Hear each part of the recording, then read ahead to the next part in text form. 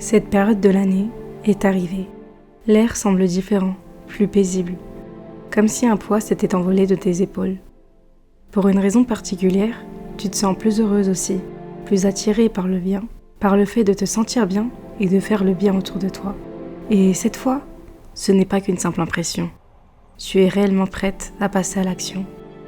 Le Ramadan est arrivé. Mais le pourras-tu vraiment ? Pourras-tu agir sur ces bonnes inspirations et intentions ? Probablement pas, parce qu'on t'attend ailleurs. Cette année encore, comme depuis toujours, tu as un rôle à jouer. Un rôle que tu connais par cœur, presque automatique. Tu anticipes, tu organises, tu prépares, tu penses aux autres avant même de penser à toi. Et doucement, sans même t'en rendre compte, tes élans spirituels passent après les listes de courses. Tes intentions passent après les recettes, tes moments de recueillement passent après la vaisselle. Tu voulais lire plus, prier plus, te rapprocher plus. Mais à la fin de la journée, tu es juste fatigué. Pas parce que tu manques de foi, mais parce que tu portes trop. Et ça y est, le mois est terminé. Tout le monde en a profité, sauf toi. Peut-être l'année prochaine, qui sait. Chaque année, pendant le Ramadan, beaucoup de femmes ressentent de la frustration au lieu de la paix, parce qu'elles passent leur temps dans la cuisine. À cuisiner, à servir, à nettoyer, pour la famille, pour les invités. Et chaque jour, ça recommence. Alors mes sœurs, et si cette année, on se choisissait ?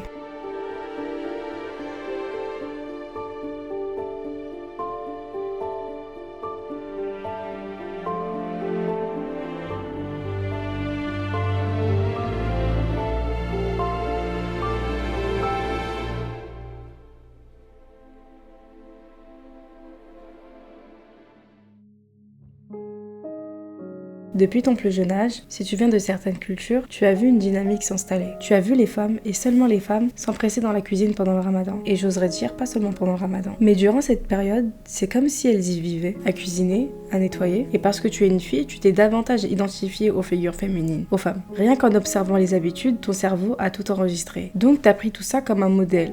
Inconsciemment, évidemment. Parce que c'est ainsi que les enfants apprennent, en regardant les actions des adultes et ensuite en les recopiant. Et à un moment, tu as grandi. Peut-être que tu es une adolescente maintenant, et on te dit maintenant que tu devrais commencer à aider. Qu'en tant que femme, c'était ton devoir. D'aider, de servir, et dans certains cas, on ne te dit rien.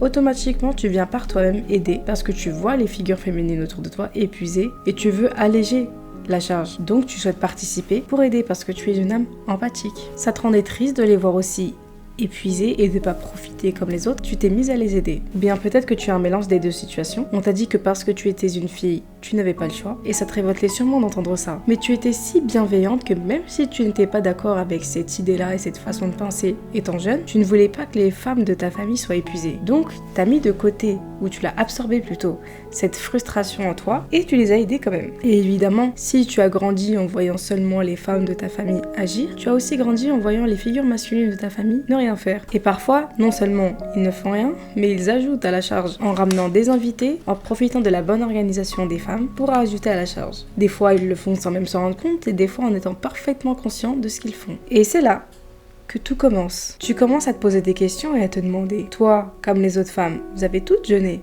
comme tout le monde, mais étrangement, c'est toi et elle seulement qui devaient cuisiner puis nettoyer ensuite. Quelque chose ne colle pas, non ? Eux, ils sont là à faire ce qu'ils veulent ou ne rien faire du tout. Et là, un sentiment émerge. Colère, frustration, incompréhension, épuisement. Toi, comme eux, tu jeûnes, mais bizarrement, c'est seulement toi et les autres figures féminines qui cuisinaient et nettoyaient. Et c'est là que tout se passe intérieurement, ça devient vraiment intéressant. Tu penses que tu es folle, parce que pourquoi personne ne dit rien ? On dirait que la seule personne que ça dérange, c'est toi. Aucune femme ne se plaint à voix haute. Étrange, alors qu'elles sont vraiment épuisées. Et là, tu te demandes, est-ce que les figures masculines autour de toi, elles ne voient pas l'épuisement sur vos visages ? Le même épuisement que toi, tu as pu remarquer. Peut-être qu'ils le voient, peut-être pas. Peut-être qu'ils ne sont même pas là pour le voir. Mais dans tous les cas, ils ne feront rien. Parce que parler signifierait perdre le privilège de ne rien faire. Et ils ne veulent pas agir. À partir de là, tu réagis de deux manières. Tu ne veux pas déranger, alors tu gardes tout à l'intérieur. Toutes ces émotions, tu stockes tout à l'intérieur. Tu vas pas parler, tu vas gérer ça avec toi-même.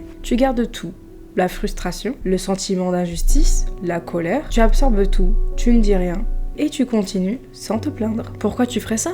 Parce que personne ne se plaint. Et toi, tu veux pas te créer de problème. Tu veux pas troubler la paix. Donc tu sacrifies ta paix pour la paix des autres, qui n'est en réalité pas une paix, mais un système toxique. Si tu t'identifies à tout ce que je viens de dire, très probablement, tu es une people pleaser. Deuxième cas, deuxième réaction, tu oses poser la question. Pourquoi est-ce que les choses sont ainsi? On entend une légère frustration dans ta voix, un sentiment d'injustice, mais tu restes respectueuse quand tu poses la question. Et là, il faut agir vite. T'es encore jeune, on peut encore installer ce système dans ton esprit, le normaliser pour que tu ne poses jamais cette question. Et là, il y a plusieurs réponses possibles, mais on te répond peut-être que c'est un honneur, que vous gagnez des bonnes actions, des hasanats, que vous êtes récompensé pour ça, et c'est vrai. Et que nous les femmes, c'est ce qu'on fait, on est là pour servir, on est là pour se sacrifier. Si c'était réellement un honneur, les figures masculines voudraient de cet honneur aussi.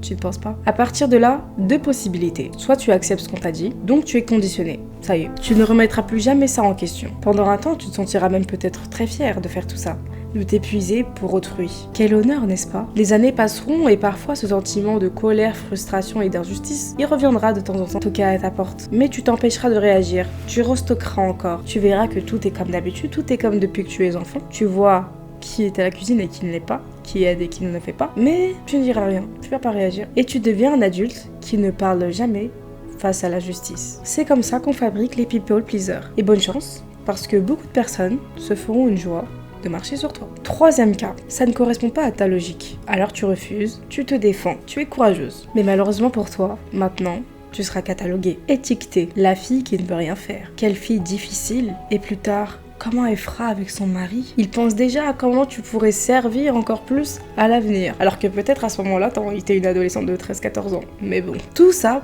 rien que pour avoir posé cette question et d'avoir montré une opinion différente du leur. La colère s'installe alors en toi. Ton sentiment d'injustice a été retourné contre toi. Mais le plus intéressant dans tout ça, c'est que même si tu n'es pas d'accord avec tout ça, tu vas quand même aider, parce que au final, ça te rend tout de même triste de voir les figures féminines autour de toi épuisées. Du coup, tu vas mettre de côté toute cette frustration, cette colère, encore une fois, tu vas l'absorber, peut-être que tu vas l'exprimer, tant mieux si tu le fais, et tu continues d'aider, malgré ton désaccord. Tu continues de faire ce que une femme doit faire. Alors dans ce cas, si tu le fais quand même malgré ton désaccord, ça devrait pas poser problème, non? Bah si, tu deviens la fille en colère, the angry daughter. Tu sais pourquoi? Parce que toi qui exprimes ton désaccord à cœur ouvert comme ça, t'es dangereuse. Oui, certes, tu fais ce qu'on attend de toi, mais tu refuses intérieurement. T'es pas docile. Et ça dérègle le système. Parce que si derrière toi, il y a d'autres petites filles qui voient ça, elles vont vouloir prendre exemple sur toi. Elles pourraient comprendre que ce n'est pas normal ce qui se passe. Elles pourraient s'inspirer de toi et le cycle pourrait se briser. Et alors dans ce cas-là, il faudrait que tout le monde prenne ses responsabilités. Ce serait un énorme bouleversement, ce serait chaotique. Mais tu sais ce qui est le plus ironique dans tout ça? Quand tout ça, là, ça se met en place, il n'y a souvent aucun homme directement présent, physiquement présent, pour te l'enseigner. Ce sont souvent des figures féminines qui transmettent ce message, ce système. Parce que, à travers les femmes, c'est plus facile d'intégrer ce système entre nous. Quand le patriarcat et la misogynie ne peuvent pas t'atteindre directement, qu'est-ce qu'ils font? Ils passent par des femmes qui ont elles-mêmes été conditionnées par le passé. Et elles ne s'en rendent même pas compte. Parce que imagine maintenant, si demain un homme venait te voir et il te disait allez, toi tu vas à la cuisine pendant que moi tranquille je vais me prélasser, mais ça va pas. Directement ça te choquerait et tu prendrais parole, tu te laisserais pas faire. Alors qu'une femme, elle est douce, elle te raconte comment plus jeune ça s'est passé pour elle dans ce cas-là, avec ses sœurs, sa mère, comment elle a supporté, comment elle s'amusait toutes. Elle rend ça beau, elle te fait rêver en fait. Et c'est ainsi que le système reste solidement ancré. Nous, les femmes, devenons malgré nous un relais pour maintenir ce système. Dingue, hein? Réveillons-nous. Maintenant que t'as entendu tout ça, t'es libre de l'accepter ou pas. Que tu sois une fille, une femme, un garçon, un homme, tu es informé. Tu fais ce que tu veux de cette information. Mais moi, je vais supposer que maintenant, tu es réveillé. Tu as conscience des choses. Et je tiens à préciser que tout ça, ça ne relève pas du tout de l'islam. C'est strictement et purement culturel et patriarcal. Maintenant que tout cela est dit, que fait-on?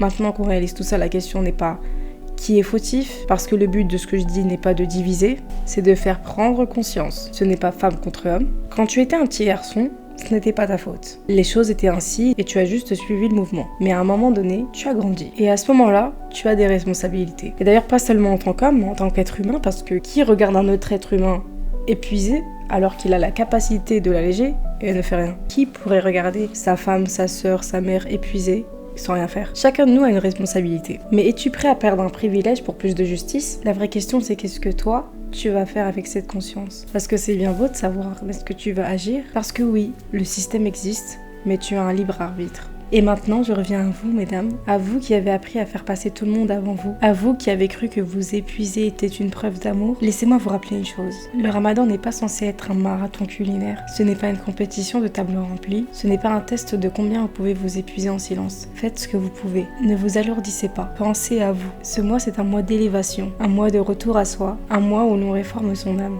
Et votre paix compte. Votre énergie compte. Votre âme compte tout autant que celle des autres. Parce que votre corps, lui, il n'oubliera rien du tout. La suppression chronique des émotions ne disparaît pas. Elle se transforme en stress. Et le stress, l'anxiété prolongée, affecte le système immunitaire. Il y a un médecin, Gabor Maté, qui explique que lorsque nous nous faisons taire en permanence, lorsque nous n'autorisons pas la colère, lorsque nous ne disons jamais non, lorsque nous sacrifions notre authenticité pour la paix, le corps absorbe cette pression. Et parfois, il finit par se retourner contre lui-même. Non pas parce que nous sommes faibles, mais parce que nous n'avons jamais été autorisés à être pleinement nous-mêmes. Donc réprimer ton authenticité, te faire taire pour la paix ou pour ne pas faire de vagues entre guillemets, pour ne pas déranger, pour rester là gentil, peut à long terme impacter ta santé. Le stress chronique n'est pas anodin, le corps encaisse toujours.